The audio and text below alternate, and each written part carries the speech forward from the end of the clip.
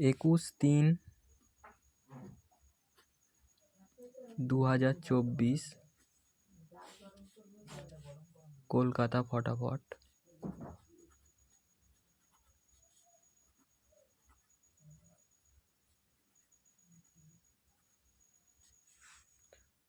Free tips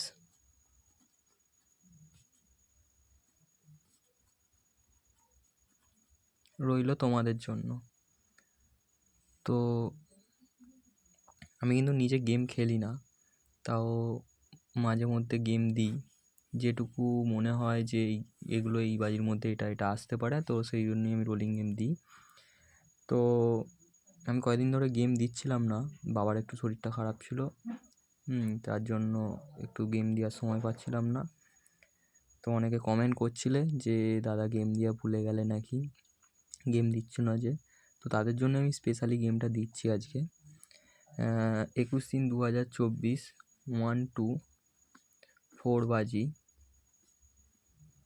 1 থেকে 4 বাজির মধ্যে তোমরা কি প্লে করবে? তোমরা প্লে করবে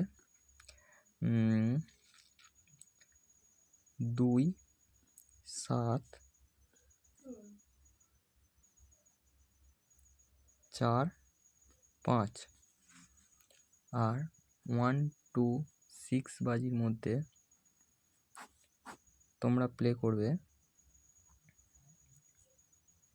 4 5 7, আর 1 to 8 বাজির মধ্যে তোমরা 3 8 নিয়ে প্লে করতে পারো। তবে আমি পুরোটাই সংখ্যা তত্ত্বের ওপর ভিত্তি করে গেমগুলো দিয়ে থাকি। তোমাদের কাছে অনুরোধ, তোমরা বেশি কিন্তু যারা পাত্তি খেলো আর খেলো, পাত্তির দিকে অনেকের নেশা থাকে, পাত্তি খেলে নিজেদের পয়সা নষ্ট করো না। খুব খেলার শখ গেলে 5 টাকা 10 টাকার মধ্যে খেলাটাকে সীমাবদ্ধ রাখো। এটাকে নেশায় পরিপূর্ণ করো না। এটা কিন্তু মানে সংসারে পয়সার টানের একটা বিশাল জিনিস। কারণ ফটাফট থেকে কেউ বড়লোক হতে পারেনি, 60টার পয়সা নিয়ে কেউ বড়লোক হতে পারেনি। তো চেষ্টা করবে কম পয়সার মধ্যে খেলার, ঘর সংসার বজায় রেখে অল্প কিছু পয়সা 20-30 টাকার মধ্যে, ঠিক আছে, যেন দিনের শেষে 50 টাকা তুমি গেমের পিছনে খরচা করলে সেখানে ঠিক আছে, 100 টাকা 200 টাকা যেন কেউ খরচা করো না। সেই টাকায় তোমরা ঘরেতে খাওয়া দাওয়া এই জিনিসগুলো করো, টাকা পয়সা ফালতু নষ্ট করো না। কলকাতা ফটাফট আজকে তোমাকে পয়সা দেবে, দ্বিতীয় দিন তোমার থেকে বেশি পয়সা নিয়ে নেবে। আর এমনিতেই ইলেকশানের সময় অনেকটা পয়সা তুলবে এই সময়। তো চেষ্টা করবে একটু কম করে প্লে করার জন্য, বা যদি গেমটা দেখে ভালো লাগে, লাইক কমেন্ট শেয়ার করতে ভুলবে না। লাইক কমেন্ট শেয়ারগুলো করো। আর গেম কিন্তু মানে খেললে খুবই অল্প টাকার মধ্যে খেলবে।